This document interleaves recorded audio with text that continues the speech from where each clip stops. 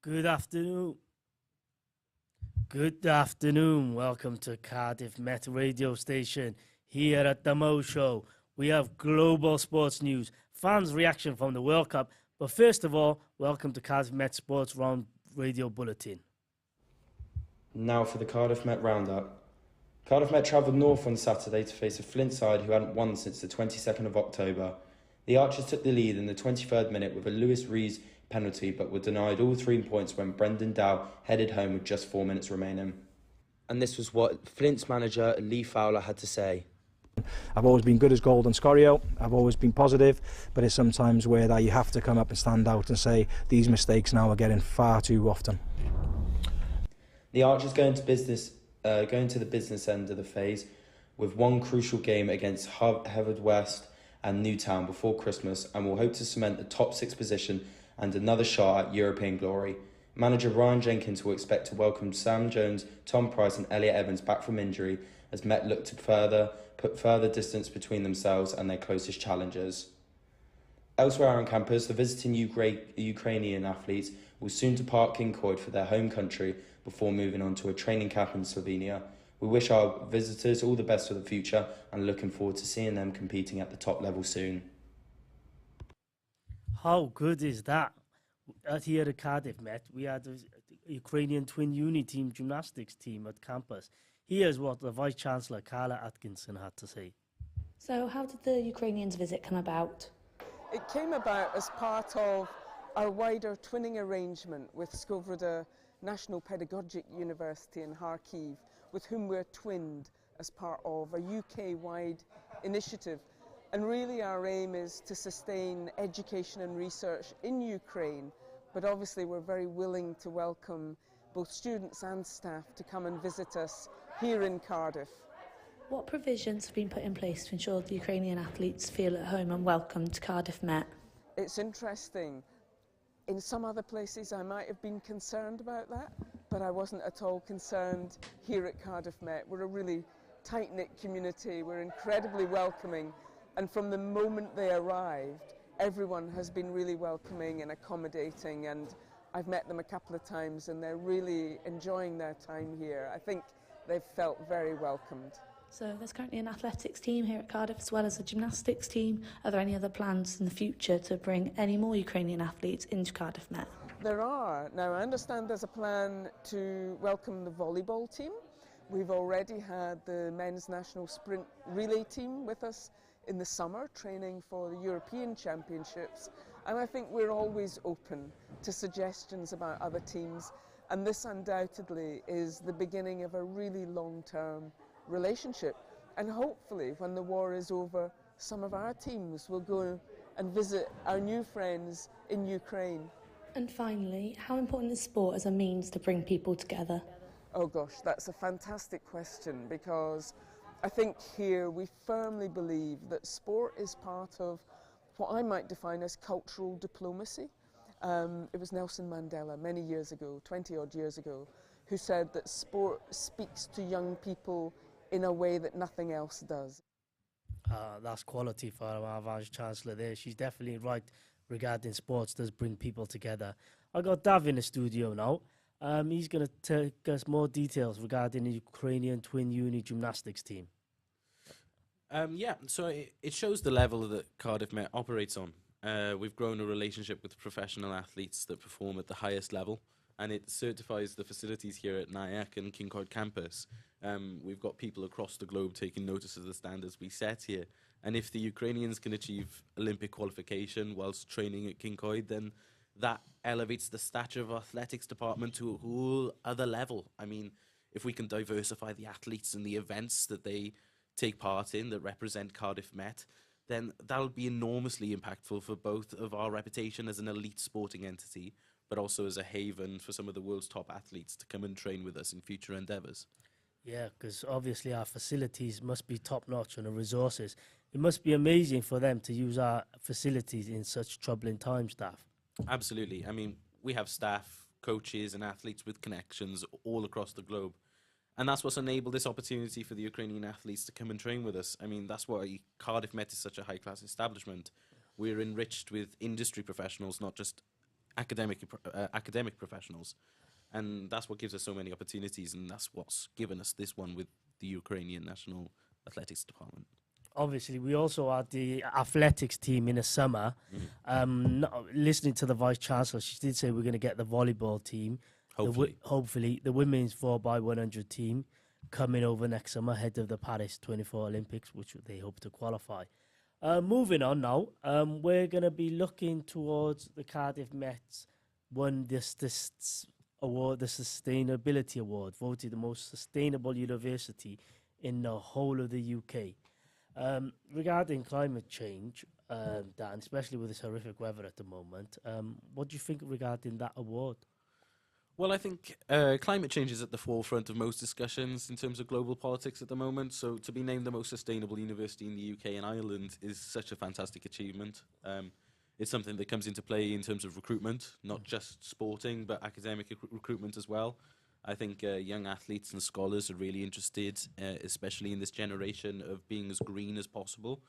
And that doesn't just come from the students, that comes from the academics and the scholars and the staff at the school already. So they're doing studies, research, investigations into how the university can become greener and cleaner.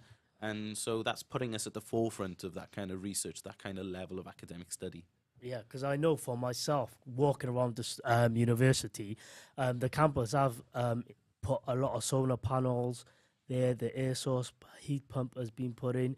A lot of eco-friendly initiative has been happening, including community days, electric chargeable, rentable bikes a year, a sustainable bus service for the staff and students, and 4 electric vehicle plant parts of its fleet. So the university is doing extremely well for that.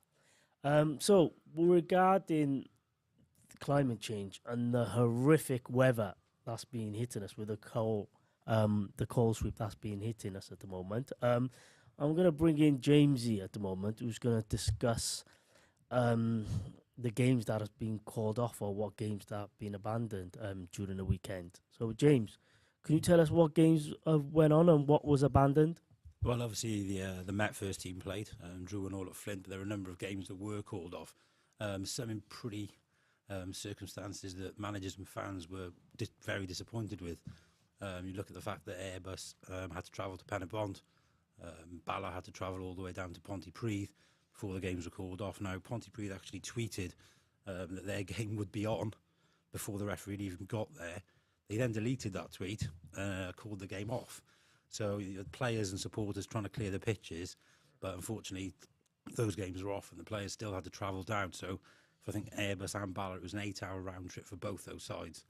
I think common sense at some point needs to prevail, and they've got to start calling the games off as early as possible. I don't think you can have a situation where, especially teams travelling down in particularly hazardous conditions, have to make those journeys for absolutely nothing. The fact the games were played on a Sunday as well, I'd say difficult for the players then because they don't get a weekend. I think Kieran Smith, the Bala player, alluded to that in one of his tweets where he said it's an absolute waste of a weekend. And also the games have got to be rearranged as well. So hopefully the weather will improve and we'll get some games on. But yeah, it's been a bit of a farcical situation there in South Wales this weekend.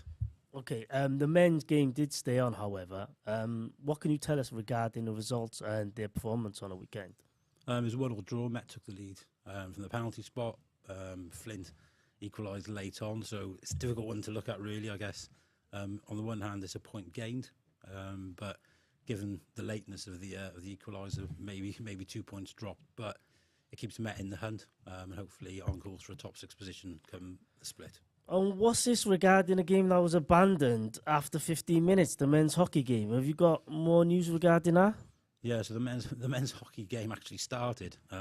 Met raced into a 4-0 lead, but after 15 minutes, it was actually abandoned. So the game did start, but again, I think it comes down to common sense here, where you've got to look at the players' safety, also spectators' safety as well in the areas around the ground. So it's not just always looking at the pitch itself, but the surrounding areas, car parks and things like that. So I think for me it's just a case of common sense. If you've got teams travelling relatively long distances for these sort of games, and I think in the past a local referee could call the game on or off, but at the moment I think it's actually the match official who's got to do that, and that's what happened at Pontypridd. So what happened with the women's cup match? that was called off in Llandudno. They were playing in a cup. They would have been favourites, obviously, to get some positive momentum. Was that game called off due to the bad weather as well? Yeah, that was as well. I think that fell victim to it. I think the women, they'd been really keen to play, looking to, as you say, build momentum after a couple of disappointing league results. But yeah, I think the cup probably looks their best chance of silverware this season at the moment.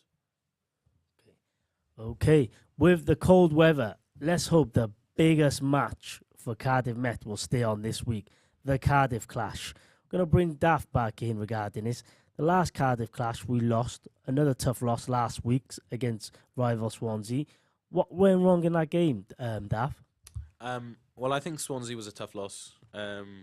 If anything, I think it'll actually invigorate our boys, though, as they prepare for the clash. I think chances are that you're more dangerous with a point to prove rather than a position to protect.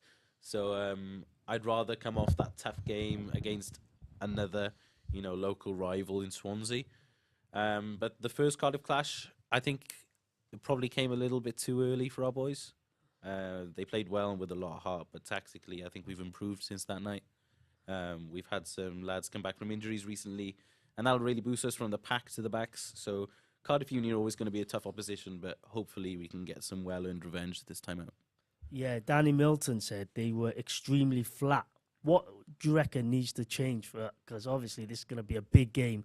We did lose the Cardiff clash back in early October. What needs to change for us to get back on a winning momentum? I think that comes down to fast ball coming out of the ruck. I think the weather hasn't helped that. But I think that's what he was trying to get at when he was saying too flat. We weren't getting the ball out to the backs quick enough. We weren't getting any kind of chemistry going from the fly half all the way down to the wings. So fast ball is going to be the most important thing, I think, for the Met. Okay. So with regarding Danny Milton did say we look flat. Have we got a fit squad for the Cardiff clash? We're definitely fitter. Whether we're at 100% or not, I'm not quite sure, but we're definitely fitter than we were the last time we met up with them at the start of the season. So we've got no injury news. We've got a fully fit squad to take into that game. Yeah. No one's out injured, but I'm not sure all the boys are 100% yet. It's going to take a few games for them to really get back to their top level from last season. We've got some boys out on the wing that have been in and out of the team, but they're back now. It's just whether or not they're going to be 100%. Okay, thanks for that, Dav. Coming up, the second radio bulletin, the global sports news. And now for the sporting roundup. England were knocked out of the World Cup by France. Tchèchemy opened up the scoring with a long-range strike, and Harry Kane levelled it up with a penalty in the 54th minute to give England a fighting hope. However, it was all doom and gloom for the Lions as Giroud scored the winning header with 10 minutes to go. However, Harry Kane had the chance to take the tie to extra time but skied his penalty over. Morocco are the first African team to ever reach a semi-final of the World Cup, thanks to Youssef En-Nesyri's first half header, which gave them an overall 1-0 win over Portugal. Moroccan mayhem! Drink it in, Casablanca! Relish it, Rabat! This is your night!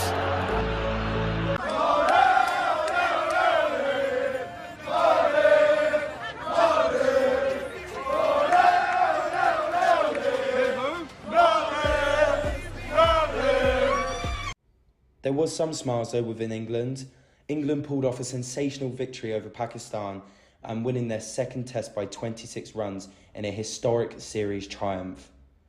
It's their first test series in Pakistan since 2005 and their first over these opponents outside of the UK in 22 years.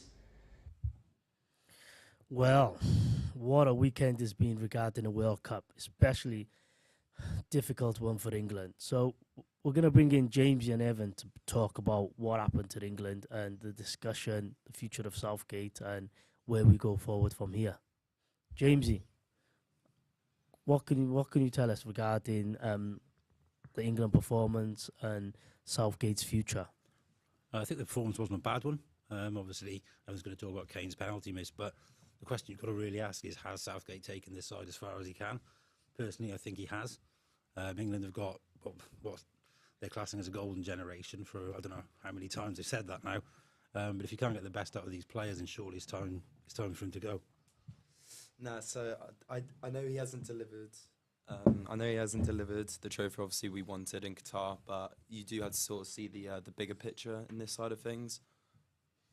So in terms of like his knockout games, he's won the most knockout games than any other manager in England history, and he's only just done that in 6 years, let alone everything else. He's obviously allowed other players such as like Saka, Foden, Bellingham to come through, and I believe now we're sort of really trying to. He's really sort of trying to get that team to the next level, but I still think Southgate in because no one else is going to do a better job in that aspect of things in terms of the behind the scenes, the social aspect, the press, all of that stuff, and I just feel like he's built a good enough. I don't know how to explain it, but no, he's in. You can't let him go. You can't let him go. Yeah, I see your point, but I think, if you look at, you're saying he's won X amount of knockout games, I think you've got to look at the fact that the competitions are enlarged now, so naturally he should win more knockout games. Also, getting to the final, I think in the Euros, losing on penalties, does it come down to the manager or does it come down to the players and the big game mentality? I don't know. Southgate himself obviously famously missed a penalty in Euro 96, so you'd think he should be able to get into the players' heads maybe a little bit more and get them over the line in terms of that winning mentality. Now, I don't know what you've already said, Ev, about the rapport he's built and things like that, but surely you need someone with a bit more about them who's got a proven track record of winning things. No, I 100% agree with that, but as I said, obviously other managers like Tuchel and Poch have been sort of linked. Do you sort of see that maybe potentially happen? Do you think he'll stay or not? Do you think he will? I think he'll make a decision on his own terms. I think he said today that in the aftermath of a defeat, it's difficult to make that sort of decision. I completely agree with him. It's whether he feels like, I think he's got another tournament in him. A contract till 2024. Contract till 2024. So would he walk away? I think it's a difficult one in the sense that England didn't do much wrong in that game. It's the penalty miss that it comes down to. They haven't been outplayed by France by any stretch of the imagination. If they had, I think it might be an easy decision for him to walk away. But the fact that they're basically a penalty kick away from possibly going to extra time and winning, I think that will shape his way of thinking. Yeah, definitely. It sort of is a flip of the coin because obviously the other side, Kane scores that, England could go through. None of this would obviously be happening, but yeah, it's an interesting topic. I don't know. A penalty, thanks for that, boys. A penalty is one of the most precious moments. It makes it so much harder when you already take a one, especially against your teammates. We've got Cardiff Met goalkeeper has dropped into the studio, Alex. So, Alex, obviously you watched the game on Saturday. What psychological effects does it have when you're playing against your teammate and you've already taken a penalty against that same goalkeeper?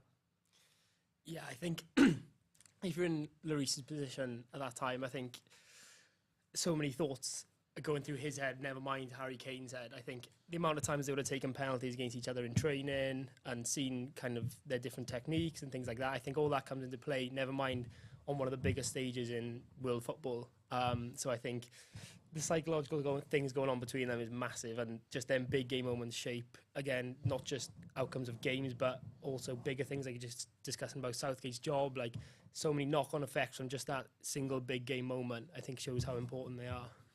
Okay, what preparation do you do prior to games in terms of penalty takers with your PA and goalkeeping coach and stuff like that? So personally, the PA department have been really good with that stuff. So any sort of information we have from previous games on penalty takers or any previous penalty shootouts that have happened, I get that given to me by the PA boys, and I think I find that really important just for information-wise and in terms of confidence for me going into a penalty. I know if I've done that preparation beforehand going into it, I think that gives me that little bit more confidence going into it that I put myself in the best position. I think things are really important, kind of any patterns that have emerged and say last 3 penalties they've taken, things like that.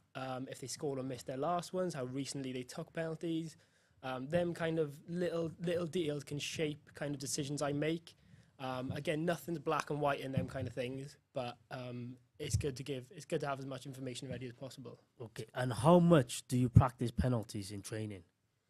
Probably not enough. I think like I said, they're such big game moments. I think we've done quite well on penalties this season. The outfield boys have. But again, it's something I quite like to do more, just to get my own kind of rhythm and my own kind of thought process right. But it's something kind of that I only really experience in games, and it's really hard to recreate that pressure of that big game moment in training. So I think that's something you can only really get in game situations. But probably, yeah, it's something I would probably like to do more, but it's not something that happens probably often enough. As a goalkeeper, is there anything you can do to like put the penalty taker off? Well, I probably don't do too much. I kind of try to stick to my own tempo, so I don't try and let the penalty taker dictate kind of the rhythm of it. I kind of take my time and go off my tempo rather than let the penalty taker dictate. But I've seen so many things on Twitter and articles about, like, I think Emi Martinez is a big one that comes to mind. Someone's analysed one of the penalty shootouts recently, and the little deals he has to kind of give himself them tiny little wins throughout a whole penalty shootout is I find that so interesting and stuff that I want to kind of look into and take on board as well. So I think the deals you can go into are brilliant as well. So that's something I want to add to my game. Do you think that? Oh, sorry. Do you think does that sometimes go out the window? All of that sort of preparation and stuff, especially as yourself as a keeper, because in that moment, do you go with your gut, or do you go with, let's just say, like, obviously all the preparation and that behind it? Because, you know, someone like Harry Kane, he's gone over the last like 10 penalties, he's gone left 8 times. But then it's like that off chance. Do you trust that stat, or do you go with your gut?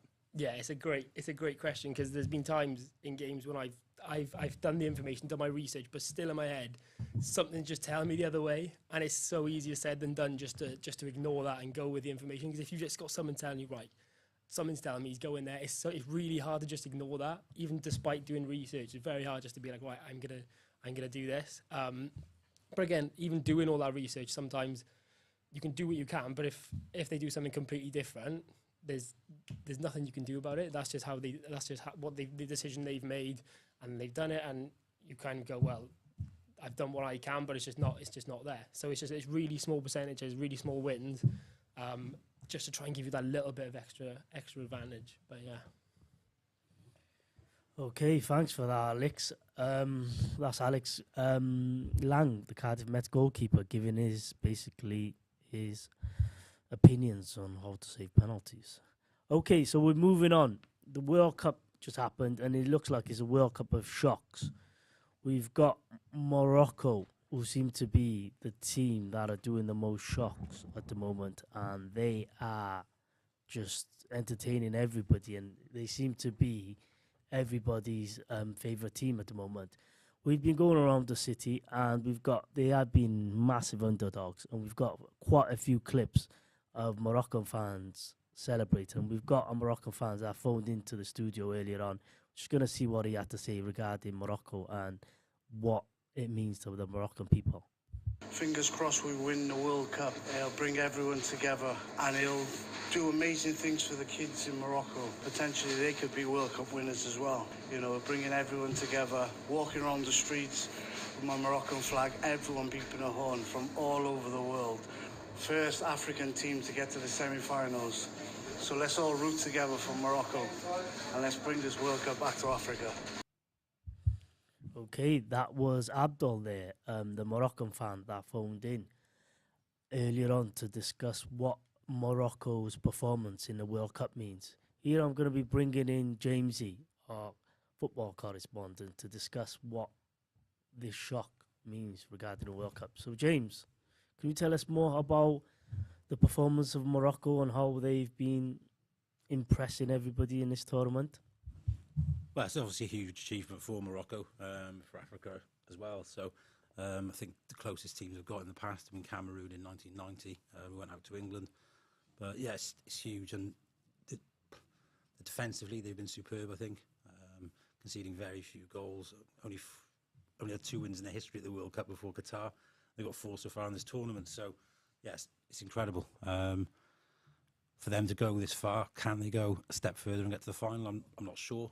I think both England and France would have looked at it and thought, if we can get through this, maybe we'll be in the final ourselves. So certainly a tough game against France, but one they'll look at potentially winning. So yeah, massive underdogs, but I think they don't mind that tag, and they'll be hoping to get to the final.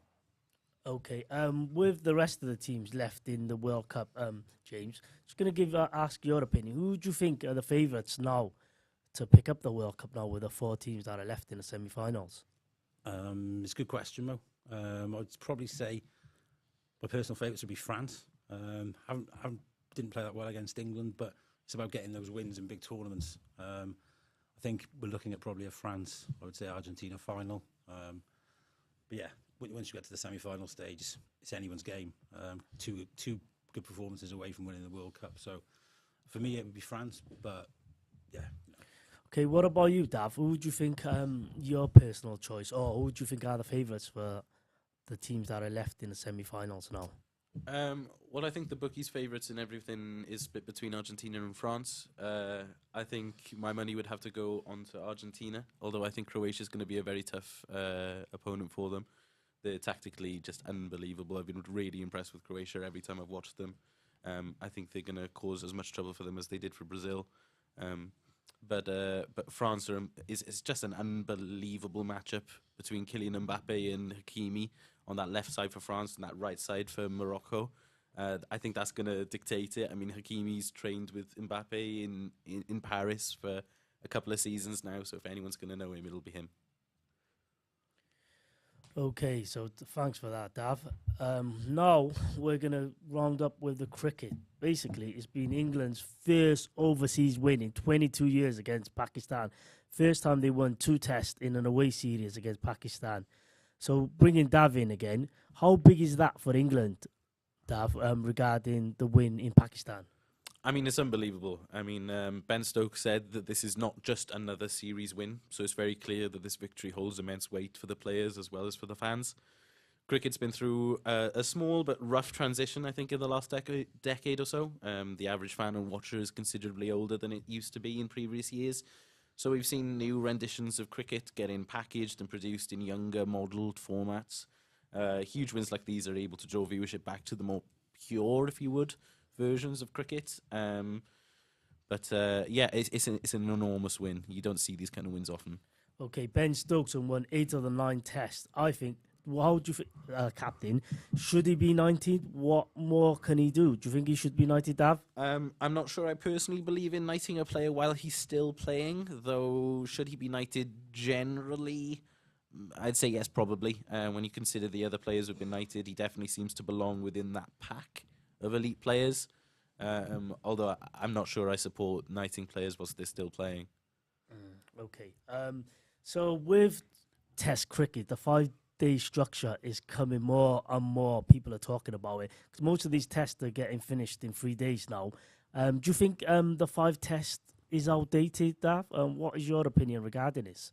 I do think it's a slightly out-of-date structure. I think when you look at similar sports, you've got baseball that's worked over a series when it comes to the playoffs, so that's kind of takes a similar amount of days, but that's dying off in America, and cricket's dying off in the UK. So I think there's something going on there. We do need to tighten it down, and that's why you got T20, the 100, these kind of things coming into play for younger audiences. People don't want to be watching the same game for the same series for 5-6 days in a row. Okay, thanks for Dav for that. Thanks for the all information regarding the cricket. So Jamesy, I'm just gonna bring in Jamesy regarding this now. What more he can regarding the questions? We've got a quiz to finish off the show, and Jamesy's gonna be asking these questions. I've got a quiz. It's festive based, so hold on to your hats and here we go. Wow. Question 1. What surname links a former Newcastle striker and former Northern Ireland and Wigan goalkeeper? Oh, it's not Shea Given. Carroll, get in. One to Dav there. Which side came third at the 2002 World Cup, beating South Korea 3-2? Oh my God, third in 2002. Remember, it's festive, guys. Turkey. Oh my God. I'm amazing. Mo needs this one. Mo needs this one. What is darts player Mark Frost's seasonal nickname? Jack Frost. Frosty the Throwman. And it's 2-0 to Dav. What a Who nickname. wins the festive quiz. Well, Dav has finished me off regarding the question for me, and that's all. That's all for the Mo Show today at Cardiff Met Radio Station.